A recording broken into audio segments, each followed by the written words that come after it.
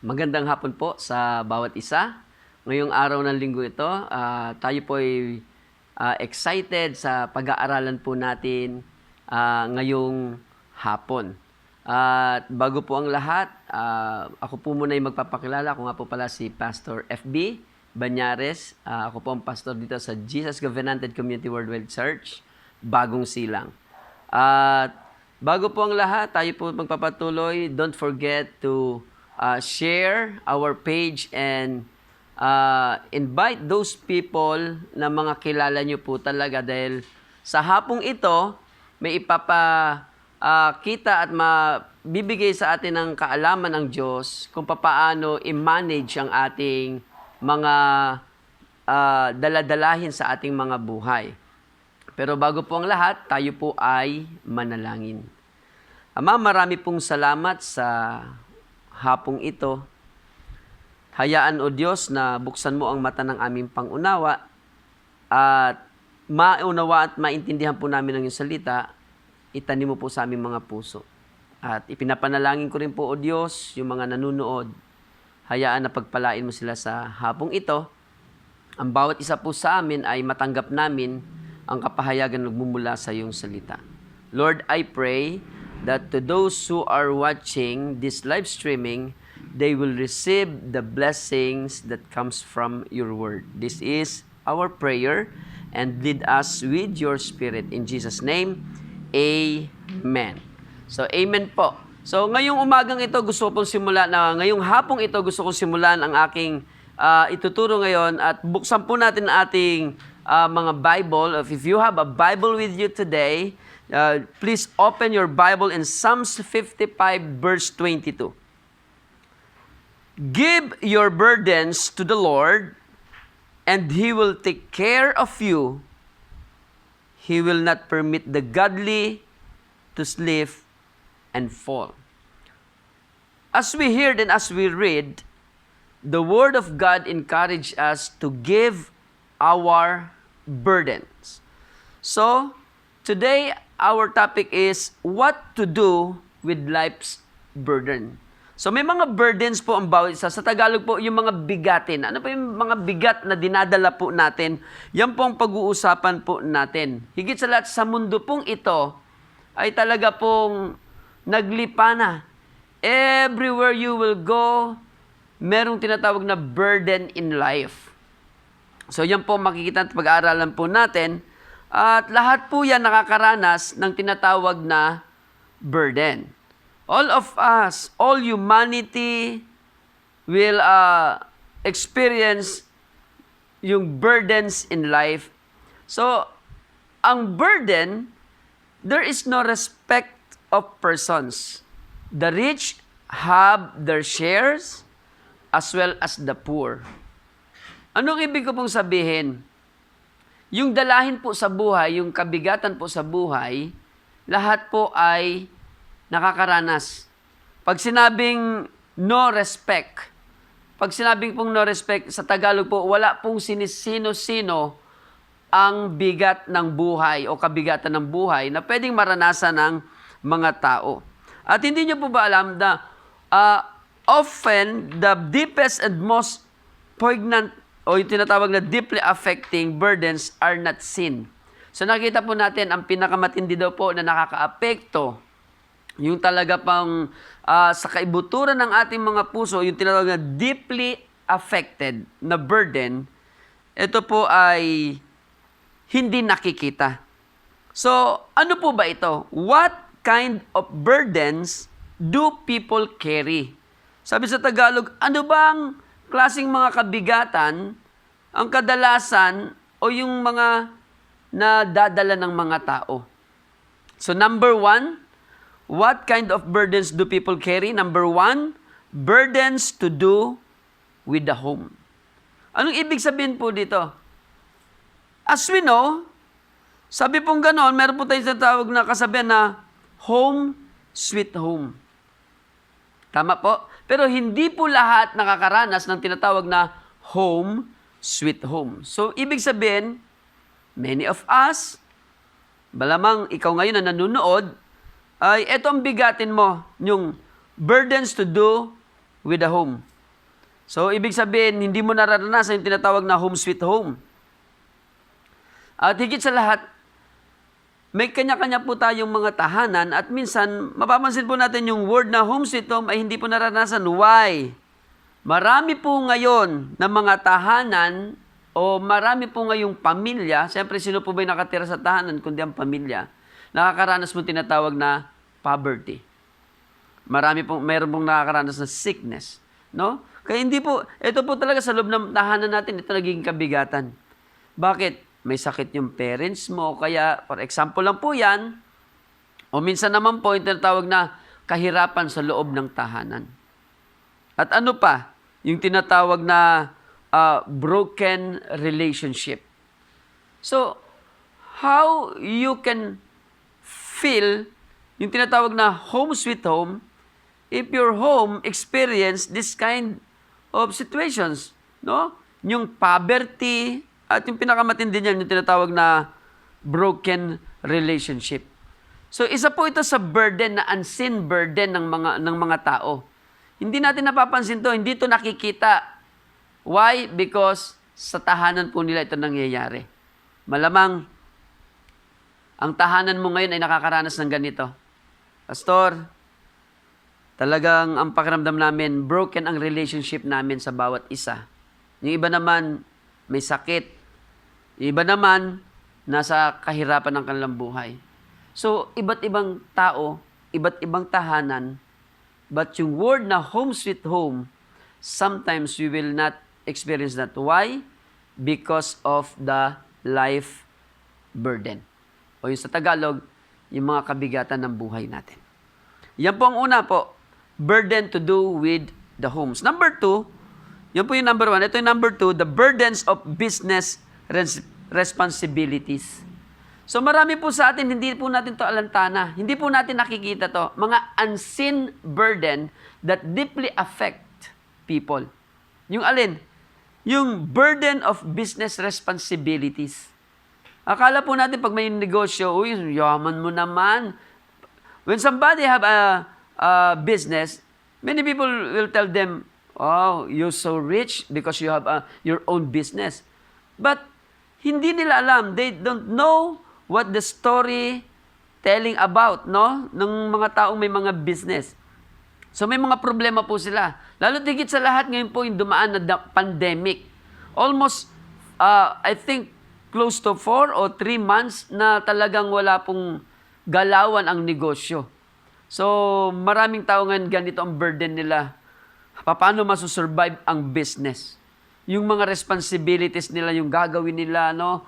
Wala na nga masyadong pumapasok sa negosyo mo, may pagpapaswelduhin ka pang mga tao. So, another burdens that they have. So, this is the unseen. Number 1, yung burden to do with the home. Number 2, the burdens of business responsibility. Number 3, burdens in connections with the Lord's work. Kanina po, pang sarili natin, ngayon para sa Diyos. Marami pong tao ngayon, they are lost connected sa Lord. Why? Because of this, point number 3, burdens in connections with the Lord's work. Nahihirapan po silang kumunik uli. Pag sinabing connections is to do the will of God. Amen. Marami pong mga tao ngayon ang naging stagnant po sila. Why? Because of this burden. And what is the burden? Burden in connections with the Lord's work. Sabi sa 2 Corinthians 11:28, then beside all this, have the daily burden of my concern for all the churches. Ito yung sinabi ni Paul sa mga taga-Corinthians. Nasabi niya, sa araw-araw ng kanyang buhay, ito ang nagpapabigat sa kanya, yung iglesia. So anong ibig sabihin nito ni Paul? Na talagang gusto niya na magawa lahat ang gawain na pinapagawa sa kanya ng Panginoon. At pangalawa, siyempre, yung mabuild yung mga tao. But Paul also have burdens in connections with the Lord's work. Anong sabi niya? I have the daily burden of my concern for all the churches. So, ibig sabihin si Paul may burden din po siyang dala-dala. At ito ay concern about the church. Kanina, concern about the home. Pangalawa, concern about the business. Makikita ninyo na even yung concern sa works of God ay hindi pwedeng mawala sa atin. Kaya yung mga iba nakakaranas ngayon, hirap mag-connect. Bakit? Baka may mga burden po sila. Lalo tigit sa lahat, yung dumating na doon, no church. No, I mean no attendance, no? Walang attending. Walang yung appearance ba, yung personal gathering, ika nga po ay wala. So, people experience daily life without church. Right? Pero yung iba talaga na mga uhaw, those people who are hunger and thirst for the Lord, gagawa sila ng paraan. They do way how to do continually the work of the Lord into their lives. Yung iba po yun, the other one. But yung isa po, nagkakaroon sila ng burden in connections. Marami po talaga yung nagkawalaan, marami po yung nanghina, marami po nagkaroon ng problema, marami po nagkaroon ng mga bigatin sa buhay. But alam niyo po, katulad ng sinabi ko, wala pong pinipili ang burden. All of us, we will experience life burden. Pero dito po tayo magkikita-kita kung paano mo pa rin ginagawa ang kalooban ng Diyos even though many burdens that you have. So, dun po tayo nagkakatalo-talo sa paggawa nun sa harapan ng Panginoon. So, si Paul, he want to try to always, to do. And ang burden niya, maging maayos talaga ang mga mananampalataya. So, burden points number 4. Burden to do with our friends. So, kita mo, minsan tayo talaga nagkakaroon tayo ng bigatin. Why? Sometimes, we are influenced by our friends. Salamat na lang. Thank you, Lord. Kung ang friend mo ay mabuti, mabait, na ini-influensyan ka, na maging focus ka sa Panginoon, gawin mo yung pinapagawa ng Diyos sa buhay mo, praise the Lord po yun. How about many people have also a burden to do with our friends? Kasi may mga kaibigan po talaga tayo na nagiging pabigat sa ating buhay. Di ba? Minsan gusto mo na maging matino, minsan sila pa yung, alam mo ba yon, ibig kong sabihin? Pero hindi po lahat. Pero may mga bagay, may instances na sometimes your friends become a burden to you. Tama? Kung talagang magkatropa tayo, huwag ka nang umattend dyan, dito na lang tayo. Diba? If you are my true friends, so don't come, don't go to church, just go with me. We will go to, nightlife, etc. But these things become a burden. So dapat yan, pag-ingatan din po natin. So kanina po, nabanggit natin, burden in homes, no? Burden in business responsibilities, burden in connections with the Lord. Ngayon, burdens to do with our friends. Sometimes our friends become, they push us down. Minsan may mga ganyang kaibigan. So minsan mag-best friend, nag-aaway. Tapos yung pinag-awayan nila, parang di na masesettled, so nagiging burden sa bawat isa. So nakikita nyo po, ibang-ibang klaseng muka ng burden, ng bigatin sa buhay, na ang sabi nga po, ng mga unseen, mga hindi nakikitang burden. So kasama rin po rin dyan yung number 4, burden to do with your friends. Number 5, physical burdens. So ano ibig sabihin ng physical burdens? In 2 Corinthians 12:7, even though I have received such wonderful revelations from God, so to keep me from becoming proud, I was given a thorn in my flesh, a messengers from Satan to torment me and keep me from becoming proud. So physical burden. And many komentary na ano po ba talaga yung naibigay kay Paul. Sabi nila, pangit si Paul. Sabi nila, meron daw, ang tawag doon, yung merong kapansanan si Paul. So maraming mga interpretations. But the Bible says, I was given a thorn in my flesh. Pag sinabing thorn in my flesh, Ibig sabihin parang may nakatarak na tinik. Naranasan nyo na po ba kayo kumain kayo ng isda at natinik po kayo? Tama? At yung tinik na yon, hindi ka makabelo, no? Pag magsasalita ka, natutusok yung ngalang-ngalang mo, napipigilan ka. So, etong turn in the flesh ni Paul is to hold him to become what? To become boast or proud. Maging mayabang. So, yung physical burdens.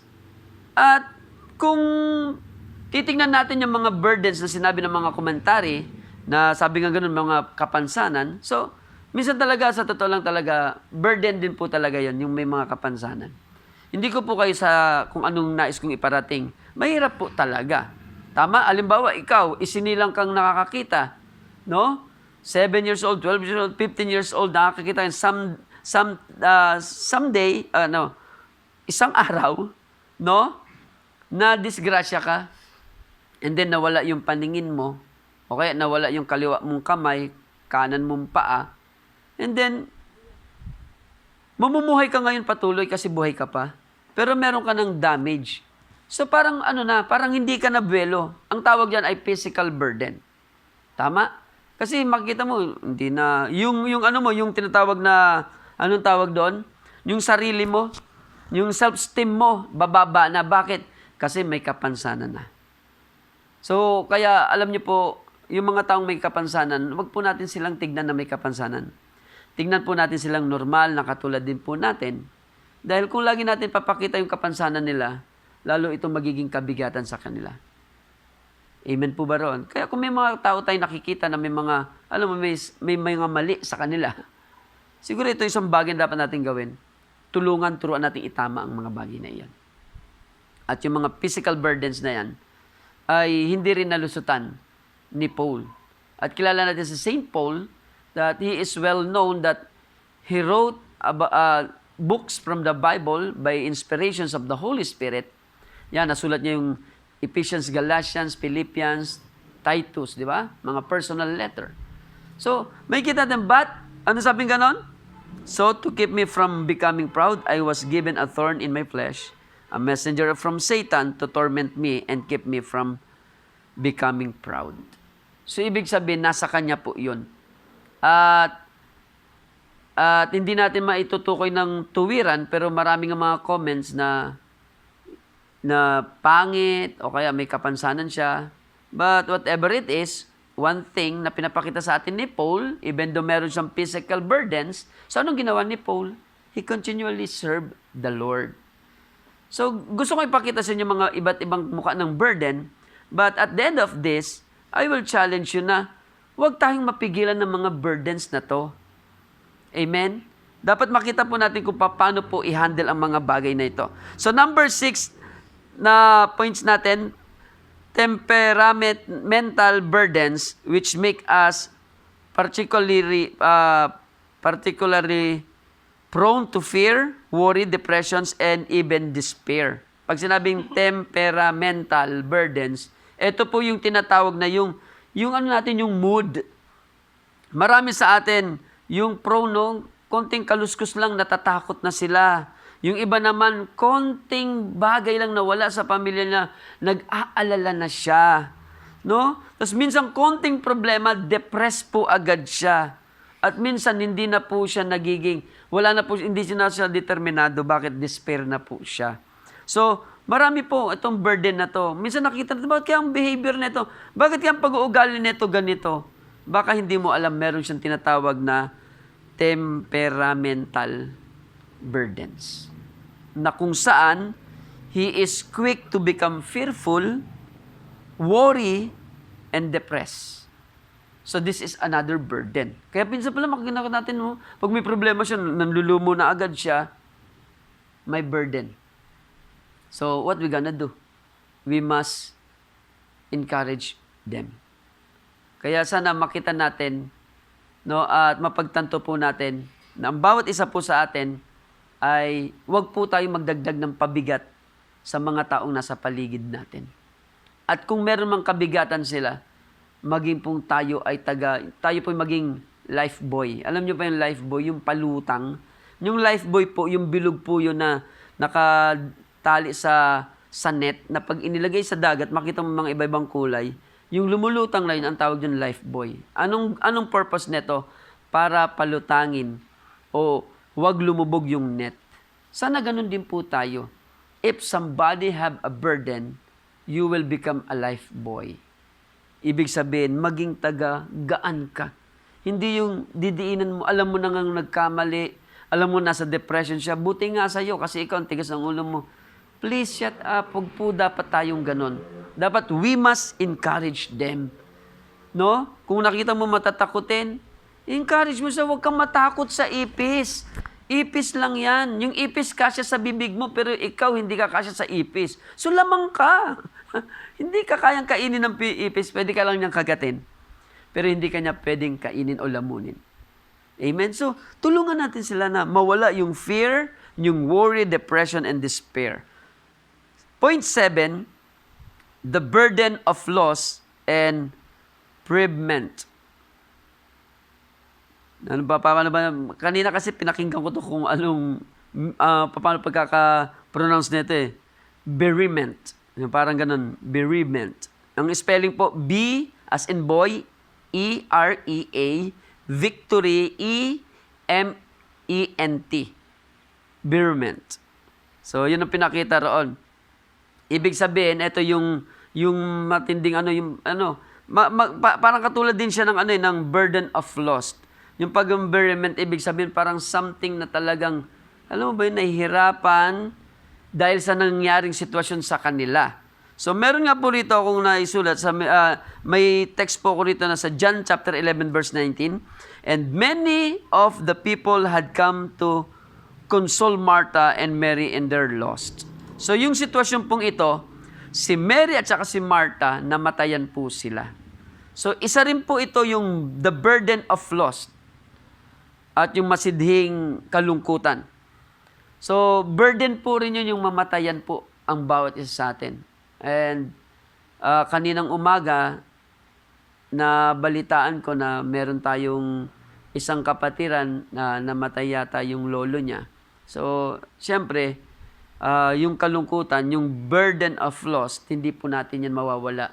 Na talagang magmumorn po sila, katulad po yung nangyari sa amin. No? Yung mga nakaraang buwan, yung tatay po ng asawa ko, ay ganun din po. Siya po ay na mayapa na o namatay na rin po. At talagang nagkaroon po ng burden of loss yung aking asawa.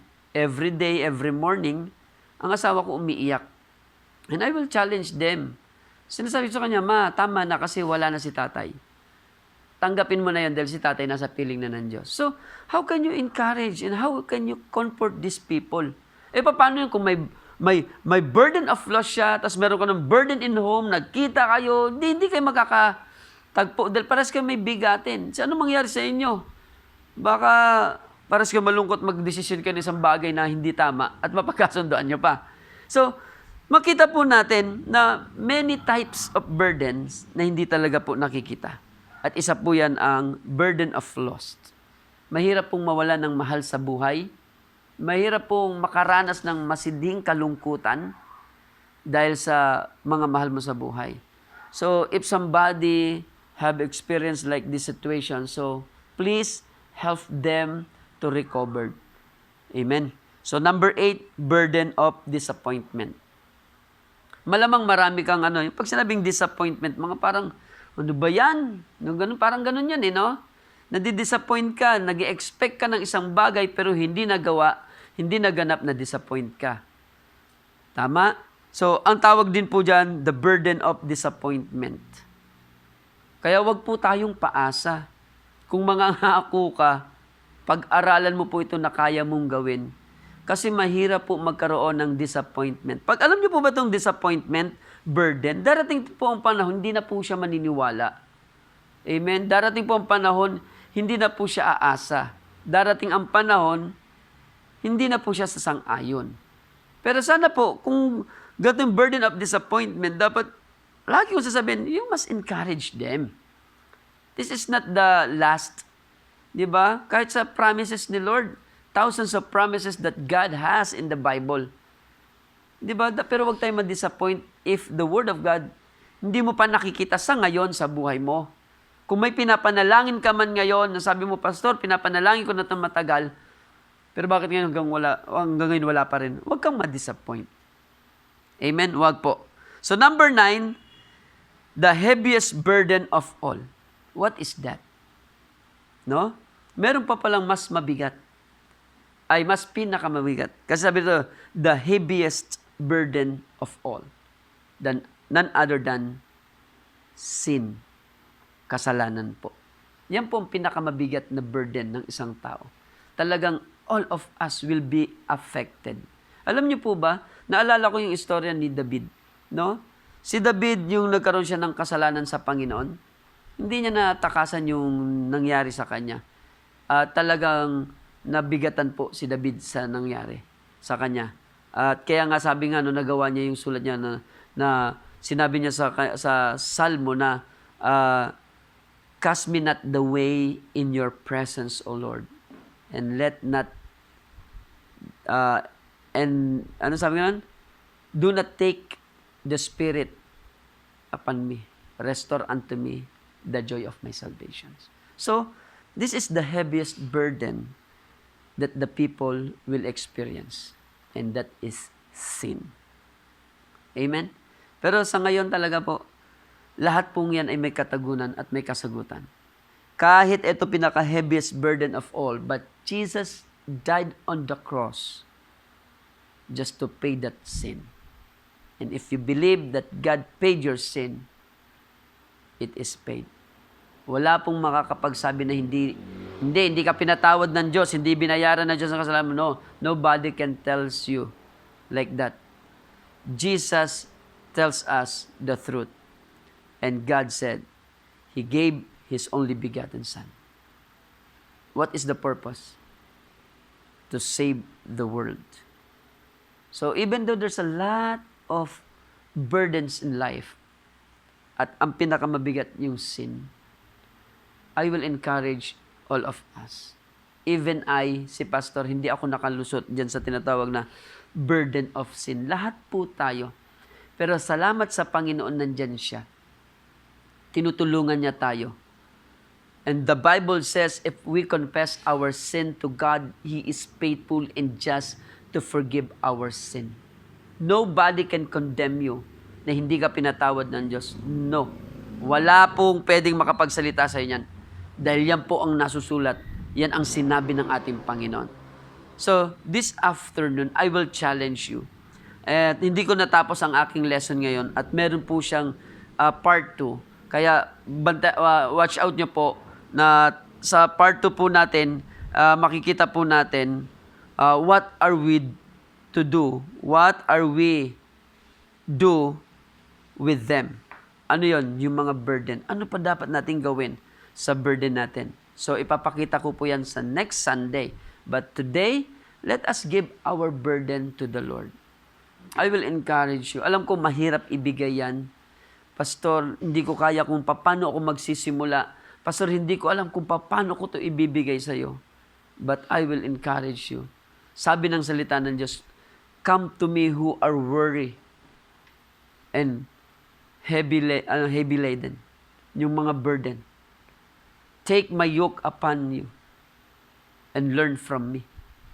Sinabi pa ng salita ng Panginoon, cast all your cares upon Him because He cares for you. Yung mga alalahanin natin, that is a burden too. So I will challenge you to today, this afternoon, na kaya mo bang ibigay yan sa Diyos? Kasi pag hindi mo na ibigay yan sa Panginoon, yung burden na yan ay hindi mawawala sa iyo. Yung kabigatan ng buhay mo, hindi yan mawawala sa iyo. Kaya nga sinabi sa Matthew 11 yan, 28, lumapit kayo sa akin, kayong mga nabibigatang luba, at pagpapahingahin ko po kayo. Sabi ng Panginoon, pagpapahingahin ko kayo. Sabi ng Diyos. So, it's time to give our burden. I don't know kung whatever situations that you have today, but one thing, ang gusto kong gawin, sabihin sa iyo, just give it to God. Now, I challenge you to give it to God. Let us pray. Father, all of us, we have a burden in life. But thanks to the Father who art in heaven, that all burdens that we have, it's taken away by our Lord. Ngayon, Ama, ano mga kabigatan sa aming puso, sa aming isipan, ano mga kabigatan namin sa aming pamilya, sa aming tahanan, sa trabaho, sa negosyo, Panginoon, maging, O Diyos, yung sa mga burden in life, O God, mga disappointment, Panginoon, o burden of loss, at higit sa lahat, Lord, yung heaviest burden of all, which is sin. Father, help us to lay down all burdens at the feet of Lord Jesus Christ.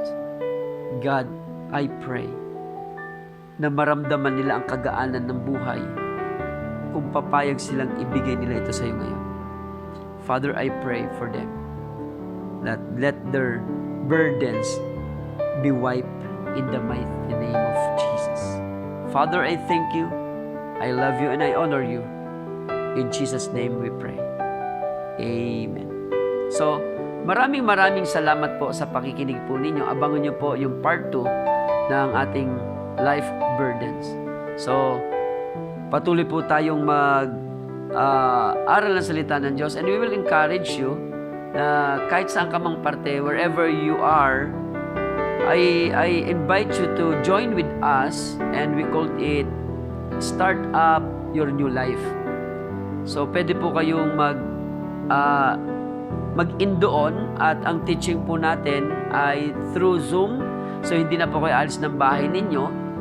And if you are willing to be part of that process, kasi doon po papakita, pagtitibayin po tayo ng Diyos sa pamagitan ng kanyang mga salita, at mapapaunawa sa atin yung mga basic, tinatawag na basic life, no? I mean yung mga faith, mga doctrines natin doon, ipapakita po doon. So if you are willing to join with us, so don't hesitate to leave us a message sa ating page sa JCCW, no? Bagong Silang Caloocan. At kahit saan ka man lupalop, ang burden ko, no? Nagka-burden bigla, no? Hindi, ang sa heart ko, ang binigay sa akin ng Panginoon, it is not a matter na kailangan pag tinuruan kita, umattend ka sa church. As of now, we are not able to gather together. Pero ang nilagay sa heart ng Panginoon sa heart ko, na kailangan palakasin yung mga mananampalataya kahit saan man sila naroon. Kasi hindi naman kailangan umattend sa church. Huwag niyo kung ma-misinterpret.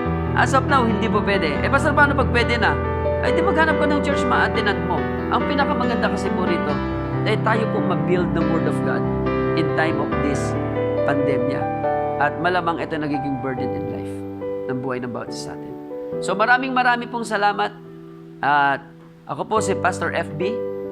At mag-iiwan ako lagi sa inyo na you are forever blessed and it cannot be changed. God bless you.